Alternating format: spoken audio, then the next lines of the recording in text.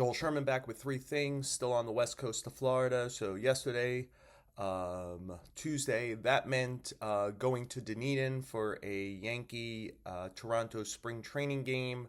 It was the first time the two teams saw each other since the Blue Jays eliminated the Yankees in the division series last year, 3-1, and dominated that series. This obviously is a spring training game. The Yankees brought most of their A squad positionally because they're getting a lot of those guys like Judge and Caballero and Goldschmidt and Jazz Chisholm ready for the World Baseball Classic.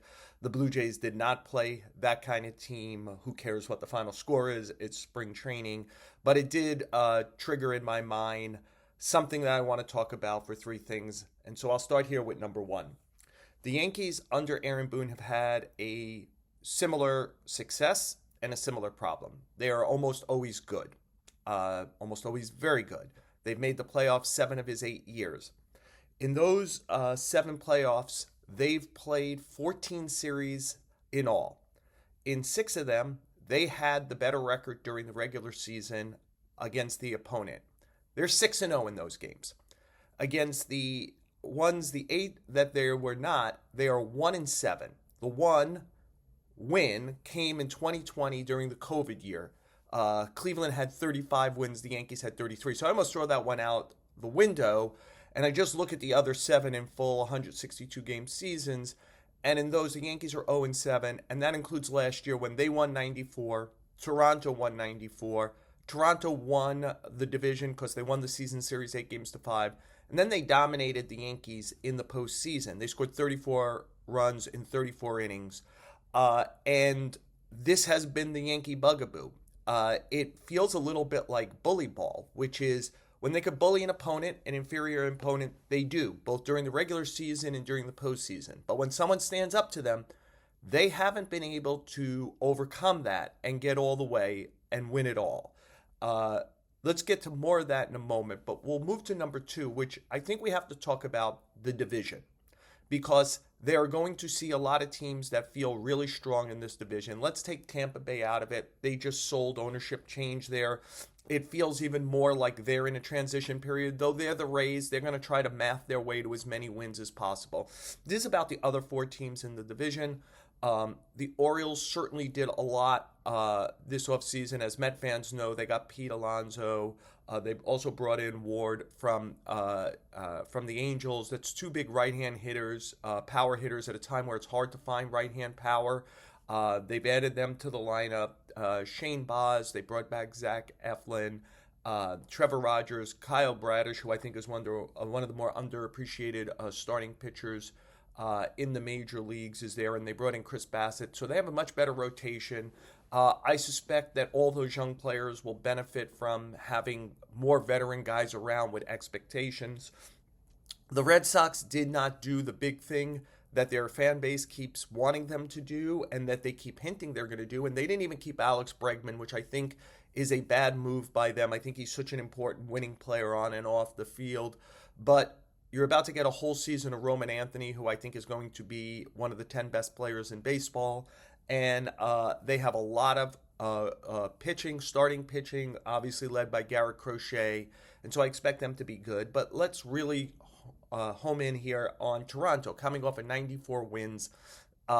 They really targeted a top-of-the-rotation guy. They had Dylan Cease as high as anyone on their board, and they were very aggressive in going out and getting him as a starting point. They brought Cody Ponce back from Asia. He had played in Japan and Korea. Looks like maybe he's gotten his career back on track. Okamoto is probably going to be their pretty regular third baseman. He kind of fits in if he translates from Japan. He was a high-level contact hitter with some power. That was kind of who the Blue Jays were last year. And they added Tyler Rogers, the sidewinder who played late last season with the Mets, who's one of the most durable and ground ball heavy relief pitchers there is. So they turned what was the AL champions, who came just about as close as you could possibly come to winning a World Series without actually winning. It feels like they've done some stuff to make them stay the same or better. And they're going to be a force, I believe, probably to reckon with. And I just think you could look at the AL East and believe the 4 teams, the 3 I just mentioned, plus the Yankees, plus Seattle, plus Detroit. Those are the six best teams in the American League. Four are in the Yankees division. So why don't we get to number three here, which is the Yankees in their division. The reality is this division, in a time where people are worried about competitive balance, all five teams have won the division in the time that Aaron Boone has been the Yankee manager. All five. Starting in 2018 with the Red Sox, who then went on to win the World Series. Every team has been under 500 except the Yankees. Like, the good news about the Yankees, in that time, the only team to win the division three times is the Yankees. It's the most in Tampa Bay's two, Yankees are three. Everyone else won. The Yankees haven't finished last, and they haven't finished under 500. They are consistently a strong team, and I would expect that that's going to be true this season. I know in comparison to Baltimore and to Toronto, the knock on the Yankees has been that they rolled it back. I don't really buy that theory. They made substantial trades at the deadline last year in July. And part of their theory in July last year was to try to get players who's had service years and control beyond last year. And guys like Bednar and Caballero and McMahon fit that category. I would not give up yet on Jake Bird, who is a very good relief pitcher with Colorado. Can the Yankees reclaim that guy? He's came back. The Yankees re-signed Ahmad Rosario, who I think is a very important bench player for them, both on the field and off the field with his energy and leadership.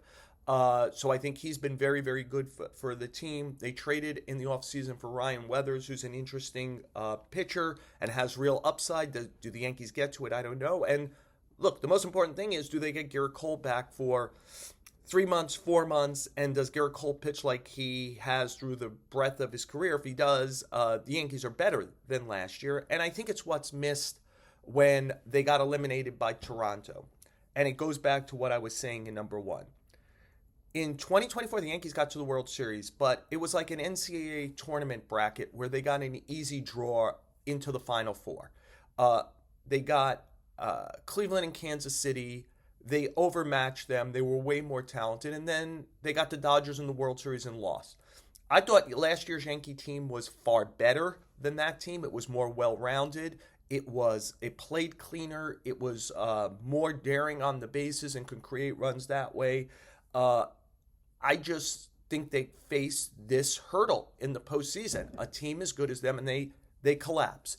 And now, if we all went into a think tank and try to figure out why does that happen, is it coincidence? Well, it has been 7 playoff series under Aaron Boone. Is it Aaron Boone?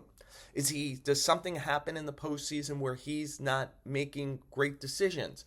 I would say that last year against Toronto, with everything that happened, the biggest thing that happened is Max Fried pitched terribly.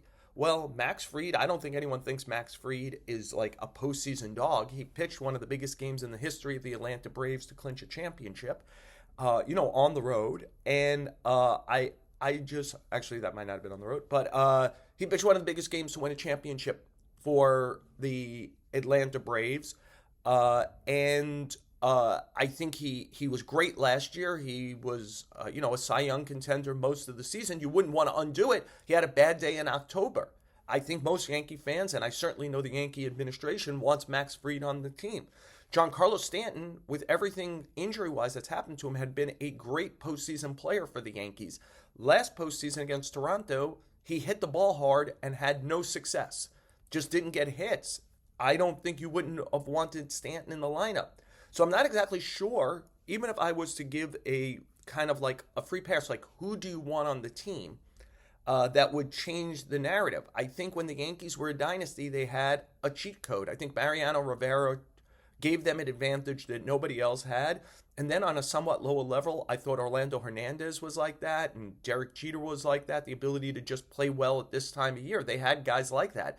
I'm not sure you snap your fingers and go, there's that guy in the major leagues who they should go get, who's always good in the postseason, who's been available. So I think that this is about this internal group core group has been together for a long time under Aaron Boone. Do they have the ability to be more than bullies? Because it is going to be called upon this year. They have a very tough division that they really need to win.